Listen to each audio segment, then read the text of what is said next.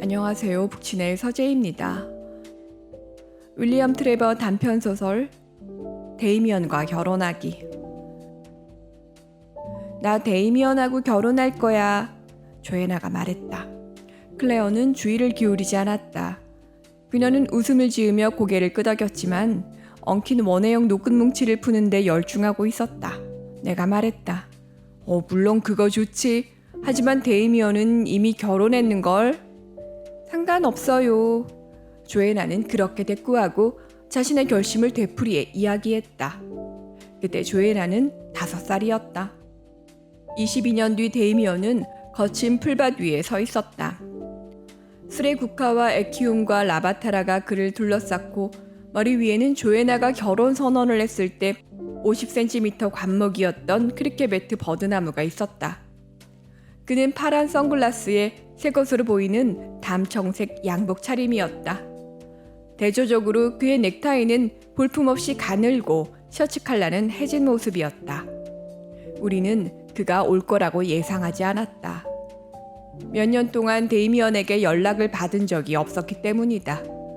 클레어가 나중에 계산해보니 1985년 그가 뉴욕 북부에 사는 미국인 과부와 2번째 이혼을 했던 봄 이후로 연락이 없었다. 그 뒤에는 베네치아에 사는 영국 여자가 있었는데 그 여자 이야기는 별로 들은 것이 없었다. 조애나가 어린 시절 계획을 선포했을 때 데이미언은 아직 3부인 가운데 1명하고만 결혼한 상태였고 이 부인은 사실 클레어와 내가 아는 사람이었다. 늘씬하고 예쁜 여자였으며 길럴루 주교의 딸이었다. 우리는 결혼식 이후에 그녀를 알았고 나는 데이미언의 들러리였다. 그 오랜 세월이 지난 뒤 데이미언이 우리 정원으로 걸어 들어왔을 때 나는 사실 자고 있었고 아마 클레어도 마찬가지였을 것이다. 우리는 접의자에 축 늘어져 있었으며 클레어의 스페니얼은 오후의 해를 피해 그녀의 의자 밑에 몸을 쭉 뻗고 있었다. 맞아, 데이미언이 말했다. 데이미언이야. 우리는 놀랐지만 아마 많이 놀라지는 않았을 것이다.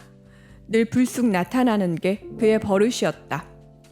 그는 절대 먼저 전화를 하는 법이 없고 편지나 엽서로 자신의 의향을 내비치지도 않았다. 오랜 세월에 걸쳐 그는 계절에 상관없이 낮이건 밤이건 아무 때나 찾아왔으며 한 번은 새벽 2시에 우리를 깨우기도 했다.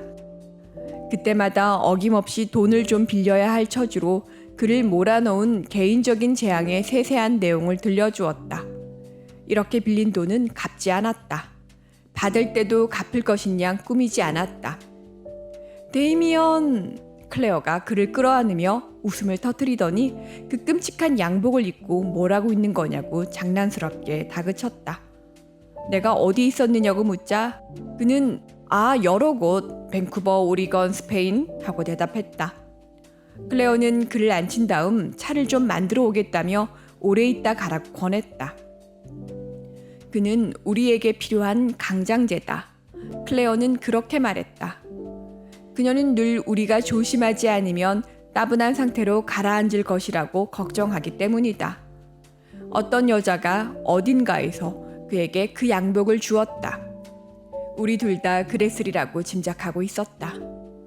스페인에서는 몸이 별로 좋지 않았어. 데이미언이 말했다. 일종의 일사병이었지. 우리는, 데이미언과 나는 동갑이었고 이제 더는 젊지 않았다. 그날 함께 정원에 함께 있을 때 우리는 60을 조금 넘긴 나이였고 클레어는 나보다 5살 아래였다. 클레어는 키가 크고 늘씬했으며 나는 그녀가 언제까지나 우아할 것이라고 믿지만 물론 내가 틀릴 수도 있다는 것은 알고 있었다. 우리가 결혼하면서 그녀는 내가 평생 알고 살아온 시골의 읍으로 와서 살게 되었으며 의사의 부인이자 진료실의 접수원, 한 딸과 한 아들의 어머니, 놀이학교의 조직자, 읍의 문맹자들에게 처음으로 읽기를 가르친 여자라는 지위를 추가로 얻었다. 데이미언은 기회가 생기자마자 이 동네에서 달아났다. 지난번에 읍에 돌아왔을 때는 머리 부분에 은장식을 한 지팡이를 들고 왔는데 지금은 버리고 없었다. 사람들이 지팡이 자체의 용도에 관심을 가졌기 때문임이 분명했다. 데이미언은 허영심이 있는 사람이니까.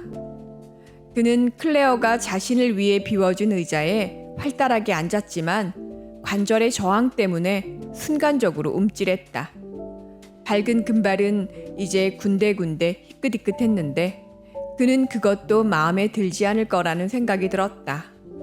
이가 오그라들고 변색된 것도, 또 손등의 주근깨가 얼룩이 되어 서로 합쳐져 가는 것도, 이마의 피부가 오래된 피지처럼 마른 것도, 그러나 그날 그의 눈 주위에 과거와 다를 수밖에 없는 미래와 타협을 하겠다는 암시는 없었고, 떠맡거나 떠맡지 말아야 할 것을 앞에 두고 망설이고 있다는 암시도 없었다. 그런 의미에서 데이미언은 여전히 젊었다. 어렸을 때부터 그는 이목구비가 수척하여 영양 부족이라는 인상을 주었다. 뼈가 앙상했지만 그런 특질과 가끔 연결되는 어주붐은 전혀 찾아볼 수 없었다. 관절에 어떤 문제가 생겼는지 몰라도 내가 그날 본 바로는 그는 여전히 자연스럽고 편안하게 자세를 정돈할 수 있었다. 찾아와서 처음에는 늘 그렇듯이 명랑했다. 우울은 시간이 좀 지나야 시작되곤 했다. 직업을 갖는다는 측면에서 데이미언이 뭔가 이룬 것이 있다면 시인이 되겠다는 것이다. 비록 나와 알고 지낸 그 긴 세월 동안 식구 한두 구절 외에는 보여준 적이 없지만 오래전 어떤 사람이 우리한테 한때는 그를 우러러보는 패거리가 있었으며 지금도 일각에서는 그를 좀 더 널리 들려주어야 할 목소리를 소유한 사람으로 여긴다고 말해주었다. 비둘기의 느린 죽음이라는 책이 그가 후손을 위해 지금까지 선택한 모든 것을 보여주는 듯했다. 시간이 지나면 우리도 비둘기의 느린 죽음을 한부 받게 될 거라고. 그가 언젠가 우리를 찾아왔을 때 약속했지만 아직 받지 못했다. 글쎄, 그렇지, 그거였어. 그 비슷한 거였지. 클레어가 차를 내오고 내가 다른 접이자를 갖고 돌아왔을 때 그는 그렇게 말하며 슬며시 웃음을 터뜨렸다. 그는 일사병에 걸렸고 밴쿠버에서 흥미로운 일이 전혀 없었다고 아까 나에게 했던 이야기를 모두 되풀이했다. 그래, 그는 이제 고백하고 있었다. 어떤 여자와의 관계가 최근 여러 여행의 중요한 부분이었으며 어떻게 된 일인지 그것이 그런 여행의 이유가 되고 말았다. 그러나 담청색 양복이 그 선물이었다는 것을 확인해 주지는 않았다. 데이미언은 그 이야기가 재미있다고 생각하지 않았을 것이다. 이러다 죽겠다 싶은 생각이 들겠네. 그는 다시 일사병이라는 주제로 돌아왔지만 내가 그 병을 고치려고 무엇을 먹었는지 어떤 치료를 했는지 묻자 얼버무렸다. 연병할 헛것. 그는 대신 말했다. 고야의 작품 같은 것들. 어쨌든 그는 자신 있게 선언했다. 스페인은 과대평가되었다. 스페인 여자였을까? 나는 궁금했고 댄서들을 생각했다. 하얀 치아와 붉은색 장미봉오리, 소용돌이 치는 검은 치마, 검은 머리에 붉은 리본. 간단히 농사를 짓는 의사 동료들이 있는데 그들은 이따금씩 진료실을 우울한 곳으로 만드는 덧없음과 죽음이 뒤섞인 분위기를 그렇게 바람에 날려보낸다.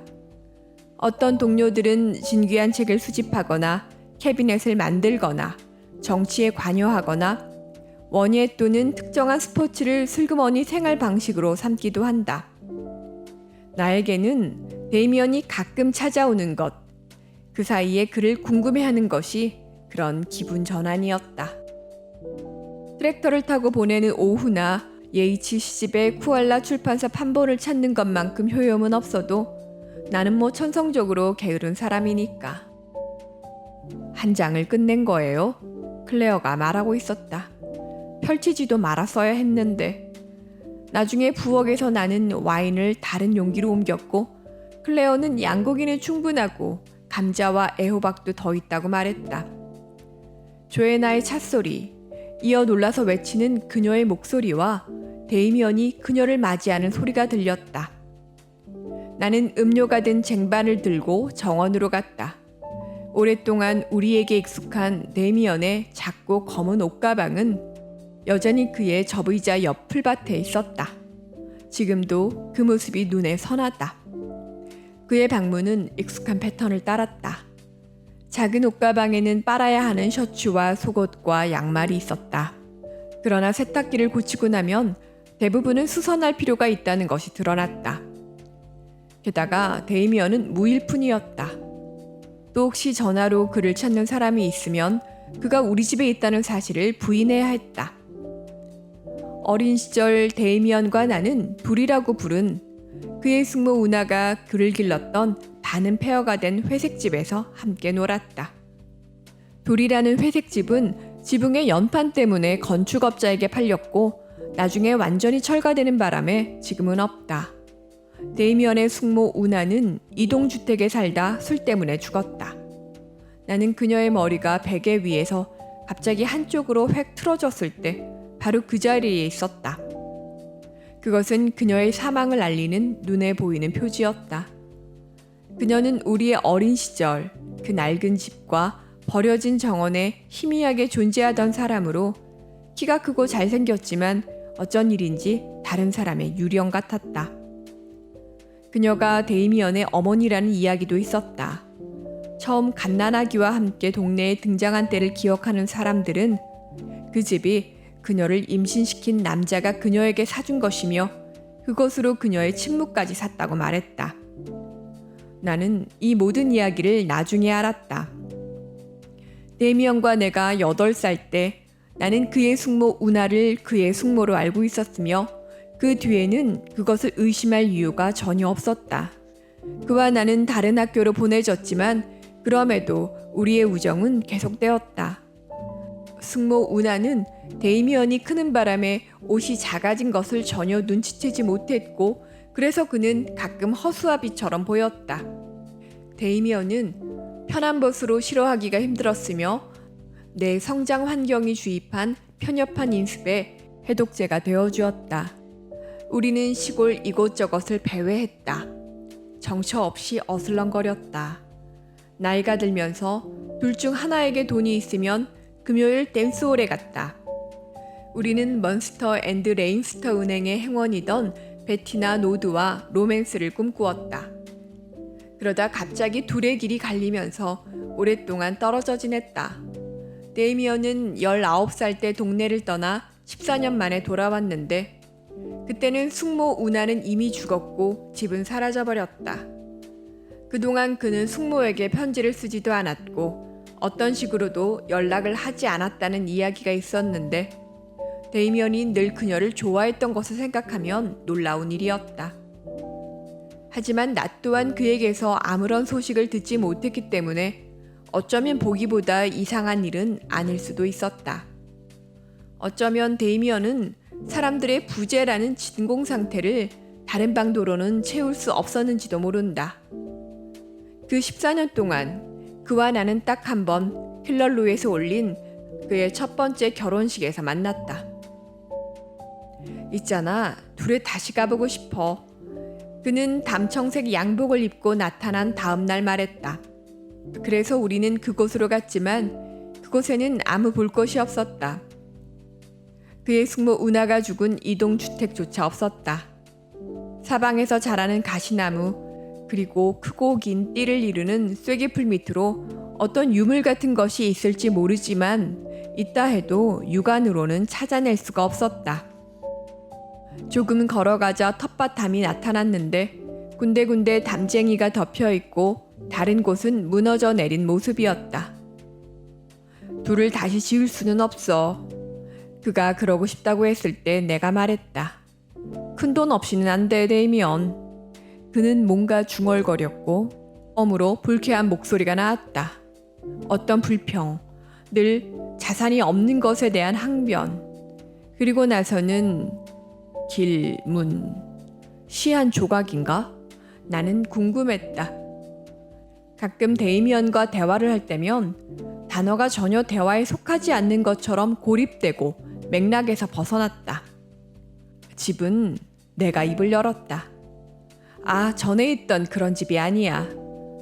클레어의 스파니엘들이 토끼를 찾아 코를 킁킁거렸다. 거기 서 있자니 9월의 해가 뜨겁게 느껴졌다. 데이미언은 불가능한 것을 믿으며 젊었을 때는 가끔 그의 낙관주의가 나에게 기운을 불어넣기도 했다. 연어를 몰래 잡는 것보다 쉬운 일은 있을 수 없다거나 막권업자나 선술집 주인이 약식 차용 증서를 받을 것이라거나 베티나 노드의 눈에 사랑의 빛이 켜졌다거나 당시에는 사랑스러운 자질이었다. 그 뒤로도 계속 사랑스러운 자질이었는지 그렇게 자신있게 말할 수 없지만 나는 이 돌아온다는 이야기가 불편했다. 우리가 젊어서 어울릴 때는 한 번도 돈을 빌리려고 하지 않았다. 빌려줄 돈이 없었기 때문이다. 또 작은 예의를 악용하지도 않았다. 당시에는 예의가 쉽게 보여줄 수 있는 것이 아니었기 때문이다. 이웃이 야반 도주하겠다는 식으로 뻔뻔스럽게 위협을 해도 그저 약간 놀랄 뿐이었다. 지금은 누구 소유지? 그가 물었고 내가 말해주었다. 지붕에서 연판을 벗겨간 건축업자의 아들이 주인이었다. 그때 까마귀가 깍깍 우는 소리와 이따금씩 개가 짖는 소리가 들릴 뿐이었다. 둘은 늘 조용했다. 이 방 저 방을 가볍게 돌아다니거나 마지막 남은 오디를 따던 키가 크고 아름다운 여자. 인동 덩굴 속의 벌.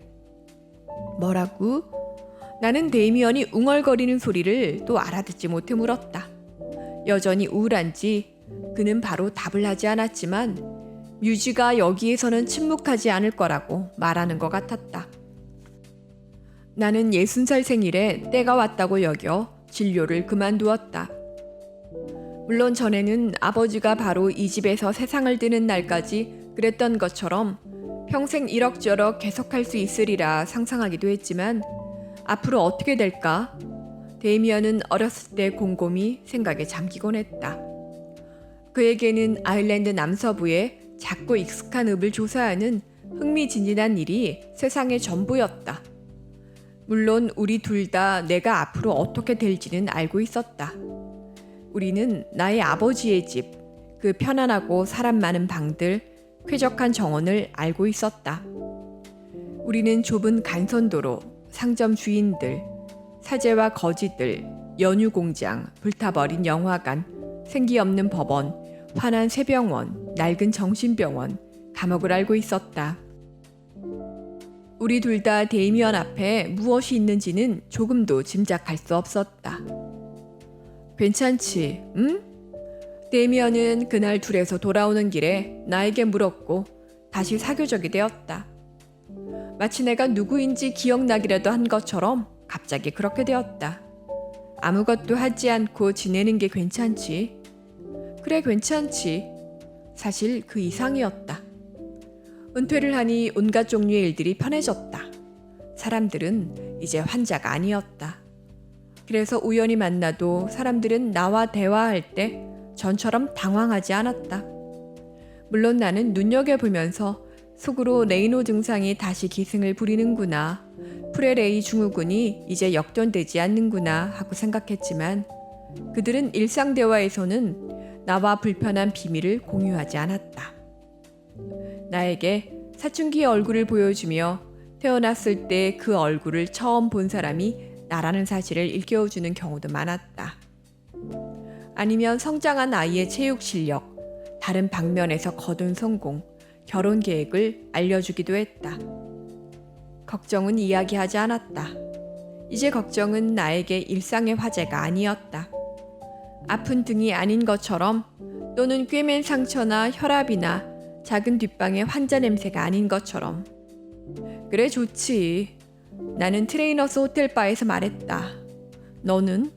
내가 덧붙였다. 요즘 어때, 데이미언? 다시 그는 찌무룩해졌다. 어깨만 으쓱하고 대답은 하지 않았다.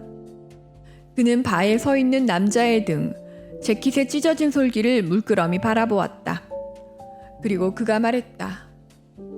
둘 생각을 하곤 해. 어디 있든 그곳으로 돌아가. 말투로 보건대 어릴 때 자란 곳에 대한 기억이 하나의 위안거리로. 괴롭거나 우울할 때면 떠오르는 것 같았다. 이윽고 데이미언이 묻지 않은 질문에 답을 하듯이 말했다. 뭐 그렇지, 하나의 영감이야. 그는 잔에 든 위스키를 마저 비웠다. 나는 바로 갔고 내가 주문한 술을 따라주는 동안 트레이너 씨는 우리 아들, 지금은 뉴사우스 웨일즈에서 의사로 일하고 있는 아이, 그리고 6달 전 돌아와 감옥에서 일하고 있는 딸 조애나의 안부를 물었다. 조애나가 돌아와서 기쁘시겠어요. 트레이너 씨는 짐작이 담긴 말을 건넸고 나는 맞장구를 치면서도 조만간 조애나가 다시 떠날 것이라고 한마디 덧붙였다.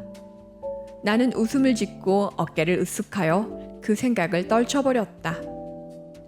내 마음은 대화에 가있지 않았다. 둘 일하는 집이 이 긴 세월 동안 시인의 영감일 수 있었을까? 나는 그게 궁금했다.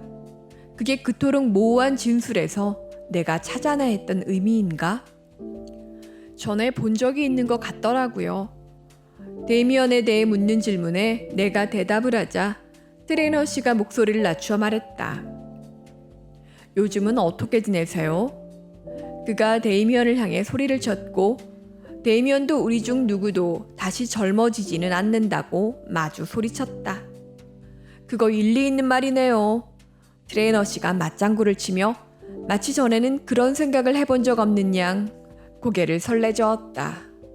나는 잔돈을 들고 우리가 앉은 탁자로 돌아갔다. 대단한 건 없어. 데이미언은 내가 없는 동안에도 그가 하던 이야기는 끊어지지 않았던 것처럼 말했다. 대충 뚝딱 만들 수 있는 작은 오두막이면 돼. 이런저런 것이 있지만 그는 말꼬리를 흐렸다. 이제 나한테는 시간이 있어. 나는 즐거움을 감추고 술을 홀짝였다. 데이미언은 평생 시간이 있었다. 그는 시간을 흥청망청 낭비하여 방탕한 사람이 재산을 탕진하듯 그것을 써버렸고 게으름에 탐닉했다. 어쩌면 시인들은 늘 그랬고 그것이 그들이 살아야만 하는 방식인지도 몰랐다. 나는 알 수 없었다. 이것저것 쌓여가고 있어. 데이미언이 털어놓았다. 말로 나오지는 않지만 그냥 생각일 뿐이야. 그는 덧붙였고 나는 어쩌면 이것을 마지막으로 아침에 그가 털어놓은 종잡을 수 없는 생각을 들을 일도 없게 될지 모른다고 결론을 내리며 상당한 안도감을 느꼈다. 결국 그에게는 자신이 이야기하는 수수한 거처를 짓는 데 필요한 돈이 수중에 있다는 어떤 표시도 없었고 나에게 돈을 빌리려 하는 것은 내가 알아서 막아낼 수 있었다. 어리석은 늙은 데이미언. 내가 이야기를 하자 클레어는 그렇게 중얼거렸지만 데이미언 이야기가 나오면 늘 얼굴에 번지곤 하는 너그럽기 짝이 없는 미소가 어김없이 나타났다. 그러다 정말 갑자기 모든 것이 달라졌다. 어쩌면 똑같은 순간에 이틀 뒤 저녁 식사 때 클레어와 나는 우리 딸이 한때 결혼하고 싶다고 점찍었던 남자에게 다시 푹 빠지고 있다는 사실을 깨달았던 것 같다. 지금까지도 내 집 식당에서 울려 퍼지던 그들 둘의 목소리가 귀에 쟁쟁하다. 데이미언은 웃음을 터뜨리고 클레어와 나는 멍하니 입을 다물고 지금까지도 조애나의 두 뺨이 환하게 달아오르던 모습이 눈에 선하다. 그럼 자리를 잡은 거냐, 조애나? 데이미언이 물었다. 여기에? 당분간은요. 조애나가 대답했다. 읍 외곽으로 3km 떨어져 있는 감옥은 높은 회색 담 뒤 삭막한 회색 건물들의 집합체로 나도 가끔 전염병이 돌 때면 찾아가곤 했다. 한 익살맞은 재소자가 주지사를 위해 만든 해시계에 중노동 좀 했다라는 글을 새겨 넣은 것이 방문객을 안내할 때의 이야깃거리였다. 조애나는 더블린과 잉글랜드의 감옥에서 일을 해왔다. 딸이 여기에 온 것은 이곳이 재활에는 별로 관심을 기울이지 않는다는 사실을 알았기 때문이다. 여기 자신이 태어나고 성장한 읍의 문간이 직업적으로 자신을 격분케 하는 환경이기에 한번 도전해보고 싶은 마음이 든 것이다. 막 감옥에서 풀려난 사람하고 열차를 같이 탄 게 기억이 나네. 데이미언이 말했다. 그 친구는 주유소를 털었지. 조애나의 관점에서 볼 때 감옥 폭격은 범죄자에게 또 다른 기회를 주는 것, 세상, 또 자기 자신과 화해할 시간을 주는 것이었다. 그 아이는 낙관주의자였다. 그렇게 될 수밖에 없다. 아이는 그렇게 주장했다. 외딴 길가 주유소였어. 데이미언이 말했다. 어린아이가 주의를 해주고 있었지. 그 사람 말은 다음에는 잡히지 않겠다는 것뿐이었어. 이런 대화 기저에 다른 뭔가가 두 사람이 공유하는 전율 같은 것이 있었다. 한순간이 다른 순간의 화답을 받고 식탁을 사이에 두고 떨어져 있음에도 서로의 손가락이 스쳤다. 나는 나이프와 포크를 함께 밀었다.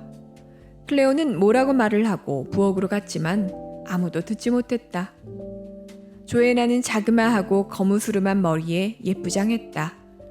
그동안 구애자들도 많아서 지도 제작자의 청혼을 받기도 했고 조류학자와 꽤 길게 연애도 했지만 자기 일에 대한 뜨거운 헌신 때문에 관계를 발전시켜 나가야 한다는 압박이 느껴지면 늘 뒤로 물러나는 듯 했다. 마치 아이가 스스로 자신의 일에 헌신하는 마음을 보호하는 것 같았고 어떤 식으로든 일에 시간과 에너지를 덜 바치면 자기 안에서 변절이 일어날 거라고 믿는 것 같았다. 상습범, 참외자, 전과자, 단순 체납자, 마약 밀매꾼, 노상강도, 도둑, 강간범, 이들의 딸의 연인이었다. 아이는 그들에게서 선을 발견했지만 그럼에도 그자들 이야기를 할 때 우리까지 자기 같아야 한다고 요구하지는 않았다. 연설을 하거나 귀에 거슬리는 소리로 고집을 부리는 것은 결코 아이의 방식이 아니었기 때문에 사람들은 종종 개입의 강도에 그렇게 부드러운 표면 밑에 강철 같은 단단함에 놀라곤 한다. 클레어도 나도 입 밖에 내지는 않았지만 우리 딸에게는 주목할 만한 뭔가가 있다. 그날 저녁 식탁 맞은편에서 딸아이는 차츰 얌전해졌다. 복종의 눈길로 우리 손님이 하는 모든 말을 존중했다. 그의 다음 말이 어떤 욕망을 드러낸다 해도 맹목적으로 시키는 대로 할 것 같았다. 나는 접시와 그릇을 들고 클레어를 따라 부엌으로 들어갔다. 저는 늘 이러고 싶었어요. 조애나는 데이미언의 부추김을 받아 말을 하고 있었는데 이것은 그와 나누는 대화에서는 흔한 일이 아니었다. 다른 일을 한다는 건 생각해 본 적도 없어요. 우리는, 클레어와 나는 부엌에서 아무 말도 하지 않았다. 서로 쳐다보지도 않았다. 우리 잘못이었다. 우리가 이 운명의 일격이 자신의 권리를 행사하도록 허락한 것이다. 적합한 구애자들은 실패한 대의를 다시 살려내려는 여자, 몰락한 자들을 일상적으로 옹호하는 여자가 원하는 상대가 아니었다. 식당에서는 목소리들이 계속 제잘됐고 부엌에서 우리는 클레어와 나는 그 목소리들에 침략당하는 느낌이었다. 클레어는 라즈베리를 파란 유리 그릇에 던지고 있었고 나는 커피를 필터에 넣고 있었다. 내가 태어났다는 이야기를 들은 기억이 나는구나. 우리가 돌아갔을 때 데이미언은 식당에서 그렇게 말하고 있었다. 그때 그에게 이야기를 해준 사람은 나였다. 나는 조애나를 직접 받았다. 클레어와 나는 아이의 첫 울음소리를 같은 순간에 들었다. 딸이야. 데이미언이 6달 뒤 오랜만에 찾아왔을 때 내가 말했고 우리는 살을 내는 1월 밤에 위스키를 마셨다. 딸을 낳다니 정말 멋진걸? 그는 클레어의 침대 옆 아기 침대를 굽어보며 중얼거렸다. 그의 말이 맞았다. 아들만이 아니라 딸도 낳으니 멋졌고 하나의 가족을 이루니 멋졌다. 아이들에게는 이미 그때부터 서로 다른 개성이 나타났다. 우리 아들은 느긋하고 화를 내는 일이 드물었고 조애나는 자신만만했다. 6살쯤 되었을 때 긴 다리의 단호한 성격의 조애나는 자신이 할 수 있다고 끈덕지게 믿었기 때문에 달리기에서 1등을 했다. 아니다, 안 그럴 거다. 아이는 불황자들이 버리고 간 볼품없는 테리어를 구한 뒤 돌보는데 실증을 낼 것이라고 하자 그렇게 주장했다. 그리고 오랫동안 그 개가 늙어 죽을 때까지 아이는 개를 실제로 돌보았다. 밖에는 눈이 오고 있었지. 데이미언이 식당에서 회상했다. 블랙 부시가 우리가 먹던 술이었어. 조애나, 내 아버지와 내가 아기 탄생을 축하하는 축배를 들던 그 밤에 말이야. 그의 손톱에 태가 있었다. 늘 그러듯이 다음 요리가 나오기 전에 피운 담배의 재였다. 예전에, 오래전에는 물뿌리를 애용했다. 그건 팔아버렸다. 클레어가 묻자 그는 그렇게 대답했다. 우리는 그것 또한 어떤 여자가 준 선물이고 연애가 끝나면서 팔았으리라 짐작했다. 라즈베리 좀 드실래요, 데이미언? 클레어가 물었다. 그는 웃으면서 그것을 받아들었다. 아직 타고 있는 담배를 옆 접시에 올려놓고 과일에 크림을 부었다. 그에게 자식이 있는지 궁금했다. 전에는 궁금한 적이 없었다.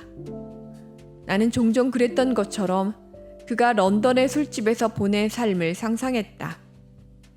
어떤 곳은 빚 때문에 들어갈 수 없었을 것이고 심야의 의견 차이로 사이가 나빠졌을 것이다. 나는 그의 여행은 늘 기간이 짧고 주로 머문 곳은 런던, 그것도 평판이 나쁜 환경이었으리라는 느낌을 받았다. 나는 새빵, 집세가 밀리고 물건은 전당포에 맡겨놓은 상황을 상상했다. 새벽 야반 도주가 얼마나 잦았을까? 작은 부정직은 시인의 권리일까? 그럼에도 나는 또 그는 우리의 친구이고 거의 언제나 친구였다고 생각했다. 그는 우리 삶에 힘을 북돋아 주었다. 데이미언은 런던이 지겹대요. 조애나가 말했다. 다시 둘에서 살 거래요. 밤에 내가 자고 있다고 생각하고 클레어가 울었다. 나는 작은 소리로 클레어를 위로하려 했다. 우리는 이것이 충격적인 일이며 시간을 두고 마음을 진정시켜야 한다는 말은 서로 하지 않았다. 우리는 자리에 누워 불과 약 24시간 전에 클레어가 우리의 친구는 우리에게 필요한 강장제라고 말했던 것을 기억했다. 그가 찾을 때마다 우리는 한 번도 그를 보고 당황한 적이 없었지만 그도 어쩔 수 없이 이제 나이가 들었고 전보다 잘생겼다는 느낌이 덜했고 지저분하다는 느낌이 더했다. 그의 마음속은 늘 그대로였다. 단지 우리 집에서 유혹을 했다는 이유로 그렇지 않다고 말하는 것은 공정하지 않았다. 우리는 그런 유혹에 관해서는 늘 잘 알고 있었다. 우리는 행간을 읽었고 오해한 적이 없었다. 둘 다 그 단어를 입에 올리지는 않았지만 우리가 두려워한 것은 결혼이었다. 우울한 기분으로 그런 삭막한 예측을 한 것은 데이미언이 그동안 결혼하고 싶다고 자주 고백을 했기 때문이 아니었다. 조애나가 조애나이기 때문이었다. 우리가 틀릴 수도 있었지만 우리는 서로 어떤 생각을 하는지 느꼈다. 값싸고 번지르르한 연애로 끝날 수도 있었다. 하지만 우리는 그것을 믿지 않았고 둘 다 그런 덜 고통스러운 상황이 위로가 될 거라고 말하지도 않았다. 또 우리는 서로에게 조애나가 평생 어려운 사람에게 끌렸다는 사실을 지적하지도 않았고 지도 제작자나 조류학자나 다른 어떤 적합한 구애자와 맞는 관계는 아이에게 아무런 도전이 되지 않는다는 사실을 어둠 속에서 더 확실하게 깨달았으면서도 그 깨달음을 서로 이야기하지도 않았다. 어쩌면 그날 밤 우린 우리 딸을 조금 더 알게 되었고 어쩌면 우리는 우리 딸을 약간 더 사랑하게 되었는지도 모른다. 이 아이는 다른 여자들이 실패한 지점에서 성공할 것이다.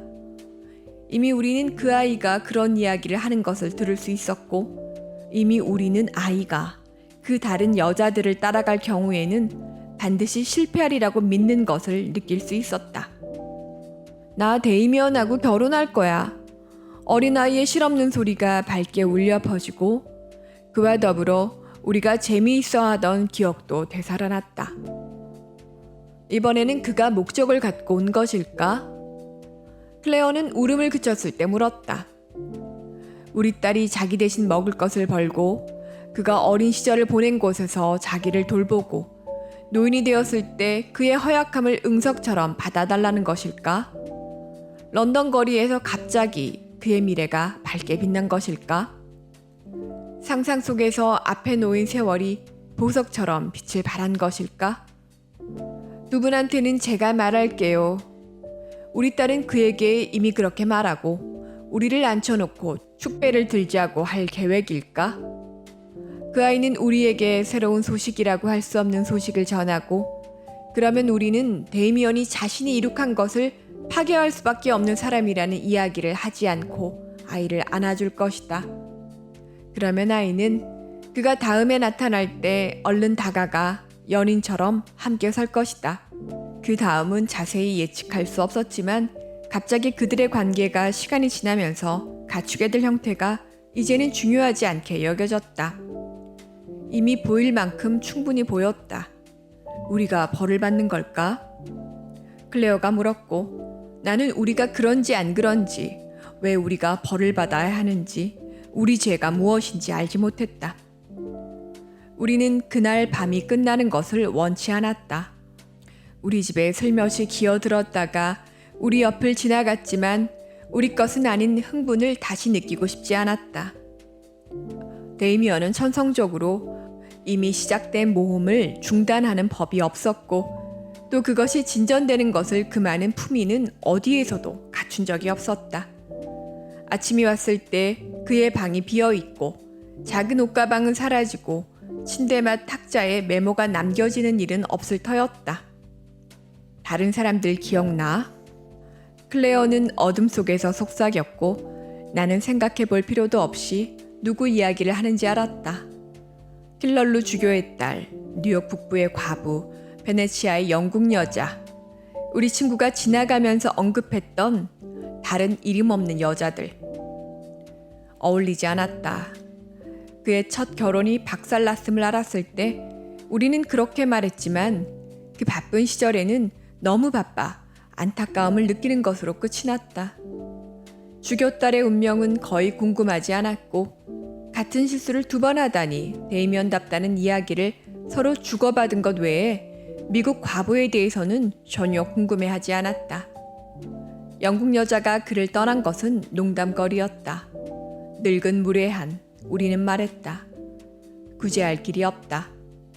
새벽에 첫 줄무늬가 깜빡거리며 안으로 들어오고 새들이 울기 시작했다. 현재가 토해낸 그런 과거에 관해 이러쿵저러쿵 할 수 있을 것 같지 않아 우리는 말없이 누워 있었다. 주교의 딸은 지금의 조애나보다 어리다.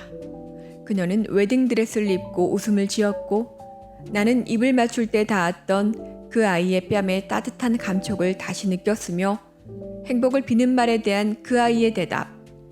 자신은 이런 행복을 누릴 자격이 없는 것 같다고 말하던 수줍은 목소리를 들었다. 우리에게 보여준 적이 있는 사진 속 얼굴은 미국 여자의 달걀향 얼굴, 검은 머리, 검은 눈, 약간 벌어진 입술이었다. 영국 여자의 얼굴은 상상일 뿐으로 말다툼에 뒤틀리고 차가운 눈물로 표독스러워진 얼굴이었다. 다른 유부녀들의 그림자, 어여쁜 여자들, 매혹을 느낀 젊은 여자들의 그림자. 여자들이 관심을 끌려고 왁자지껄하게 자기 그림자를 부수고 나와 형태를 갖추기 시작했다. 늙은 무례한. 가서 아이하고 이야기를 해야 할 것 같아. 여명 속에서 클레어의 목소리는 고요했다. 그러나 그녀는 움직이지 않았다. 나는 클레어의 마음이 이미 바뀌었음을 알았다. 이야기를 해보았자 모든 것이 더 악화될 뿐이었다. 81, 클레어가 말했다. 조애나가 48일 때 저 사람은 81일 것이다. 나는 계산하지 않았다. 상관없었다. 난 우리가 싸울지도 모른다고, 피로 때문에 그 비슷한 일이 생길지도 모른다고 생각했지만 우리는 싸우지 않았다. 서로에게 화를 내지도 죄책감을 떨치기 위해 상대를 탓하지도 전에 속이 상해 예민해졌을 때는 한 번쯤 그랬을지도 모르지만 이번에는 말다툼을 하지도 않았다. 우리 결혼 생활이 한여름을 지나고 있어 낭비할 여유가 없었기 때문에 그러지 않았다. 위험한 땅의 지도는 이미 오래전에 그려져 이제는 그런 곳은 피하고 있다. 우리가 이미 느낀 피해가 다른 사람들에게는 흥겨운 이야깃거리가 될 것이라는 말을 하는 것도 소용이 없었다. 작글일게. 내가 말하고 이렇게 이른 시간이면 나를 깨우지 않으려고 늘 그렇듯이 살살 층계를 내려갔다. 오늘 언젠가 데이미언과 나는 다시 트레이너네 술집에 들를지도 모른다. 나는 역겨운 자기 비하 속에서 자비를 구할지도 모른다. 그렇게 하는 내 목소리가 들렸지만 그 소리는 가짜였다. 모든 면에서 엉터리였다. 나는 한마디도 하지 않을 것임을 알았다. 우리 딸이 머리 위에 지붕을 덮고 살 수 있도록 나는 필요한 것은 무엇이든 빌려줄 터였다. 방갈로가 불에 무너진 집을 대신할 터였다. 아이리스 타임즈가 우편함에 반쯤 박혀 있었다. 나는 신문을 꺼냈다. 나는 쟁반을 들고 우리 방으로 돌아갔다. 이른 아침에 우리가 즐겨 먹는 생강 쿠키가 접시에 놓여 있었다. 우리는 신문을 읽었다. 다른 이야기는 별로 하지 않았다. 그날 아침 조애나는 서둘러 콘플레이크와 토스트 한 조각을 먹었다. 아이의 차에 시동이 걸리고 차가 후진을 하더니 돌진하듯 사라졌다. 데이미언이 나타났고 우리는 밖에 나가 9월의 햇빛을 받으며 앉아 있었다. 클레어가 커피를 새로 끓였다. 그를 미워하기에는 너무 늦었다. 집을 떠나지 않은 채 거드름이나 피우는 우리 생활이 그의 모험 이야기로 생기를 얻을 때 고마웠다는 사실을 부정하기에는, 또는 그를 사랑했던 여자들의 인생이 어떻게 되었는지 아느냐고 묻기에는 너무 늦었다. 그래서 우리는 대수롭지 않은 이야기를 나누었다. 감사합니다.